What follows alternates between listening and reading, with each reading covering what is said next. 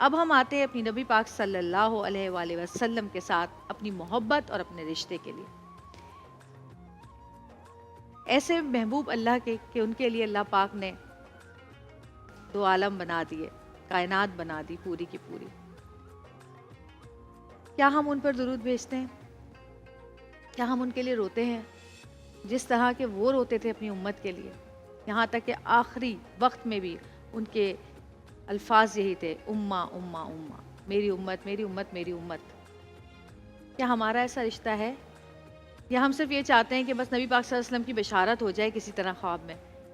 ہر بندہ چاہتا ہے، ہر مسلمان کی یہ خواہش ہے.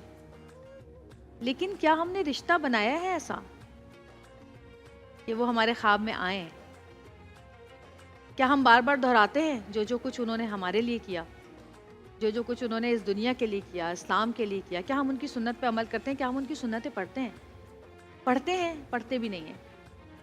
اب کبھی بچوں کو پڑھا رہے ہوتے ہیں نا، تو پھر کوئی چیز ریپیٹ ہوتی ہے تو ہمیں یاد آتا ہے کہ ارے ہاں ہم نے یہ پڑھا تھا، ارے یہ قصہ بھی ہم نے سنا تھا. لیکن ہم ریویژن نہیں کرتے. کہتے ہیں کہ محبت کو بار بار جتانا پڑتا ہے، بتانا پڑتا ہے. محبت مانگتی ہے یوں گواہی اپنے ہونے کی، کہ جیسے طفل سادہ رات کو ایک بیج بوئے اور شب میں بارہا اٹھے. کہ جب بچہ جو نادان ہوتا ہے، جب زمین میں کوئی بیج بوتا ہے اور بار بار رات کو اٹھ کے دیکھتا ہے کہ اس میں سے پودا نکلا کہ نہیں نکلا، پودا نکلا کہ نہیں نکلا، وہ جذبہ چاہیے. محبت کو برقرار رکھنے کے لیے، محبت کو جتانے کے لیے، محبت کو نبھانے کے لیے.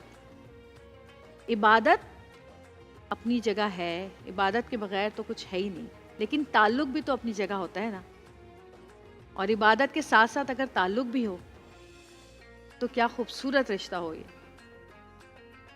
اب ہم آتے ہیں ان رشتوں کے لیے جو کہ اللہ پاک نے ہمارے لیے اس دنیا میں بنائے ہیں. ماں باپ، بہن بھائی، خون کے رشتے جن کو آپ چاہ کے بھی نہیں توڑ سکتے. کیا ہم اپنے خون کے رشتوں کا حق نبھاتے ہیں؟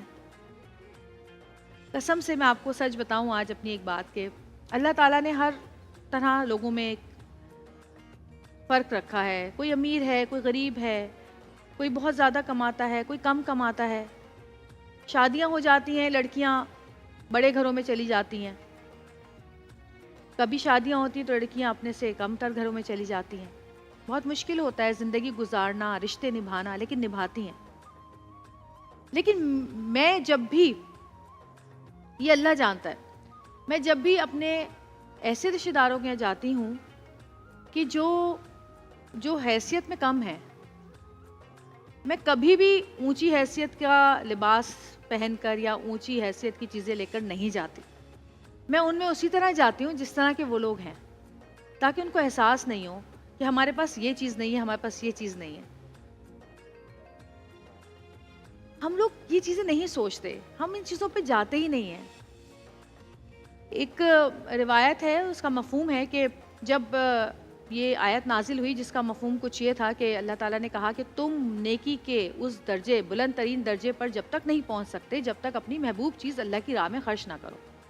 تو جب یہ آیت نازل ہوئی تو سیدنا ابو طلحہ جو تھے وہ نبی پاک صلی اللہ علیہ وسلم کے حضور پیش ہوئے، اور اس روایت کا مفہوم بھی یہی ہے کہ انہوں نے نبی پاک صلی اللہ علیہ وسلم سے کہا کہ میں چاہتا ہوں کہ میں اپنی محبوب چیز اللہ کی راہ میں خرچ کروں، اور میری سب سے زیادہ محبوب چیز میرے باغ ہیں جس کے اندر کھجور کے درخت ہیں اور میٹھے پانی کا کنواں ہے، تو میں یہ کس کو دوں؟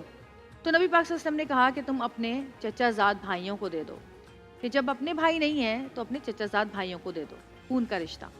تو انہوں نے اپنے چچا زاد بھائیوں کو وہ اس لیے دے دیا، سونپ دیا کہ اللہ تعالیٰ ان کی اس حرکت سے، اس بات سے، اس چیز سے خوش ہوں گے.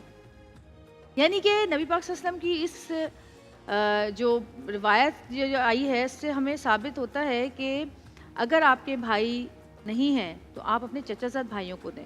اور پھر نبی پاک نے فرمایا، جس کا مفہوم کچھ یوں ہے کہ وہ شخص جو کہ اپنے مستحق رشتہ داروں کے ہوتے ہوئے دوسروں میں صدقہ کرتا ہے وہ صحیح نہیں ہے. کیونکہ بہتر یہی ہے کہ آپ اپنے رشتہ داروں کو دیکھیں، پھر اپنے ہمسایوں کو دیکھیں، اور اس کے بعد کہیں جائیں.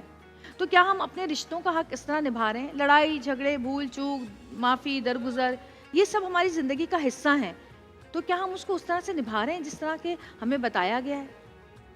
کہتے ہیں کہ 3 دن تک اپنے مسلمان بھائی سے جو بات نہیں کرتا وہ کتنا بڑا گناہ ہے.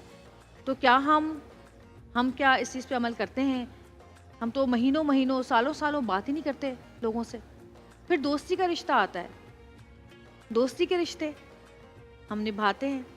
آج کل مطلب کی دوستی ہے, مطلب سے لوگ ملتے ہیں, سارے تعلق مطلب کے ہیں, ساری یاریاں مطلب کی ہیں, سارے رشتے مطلب کے ہیں.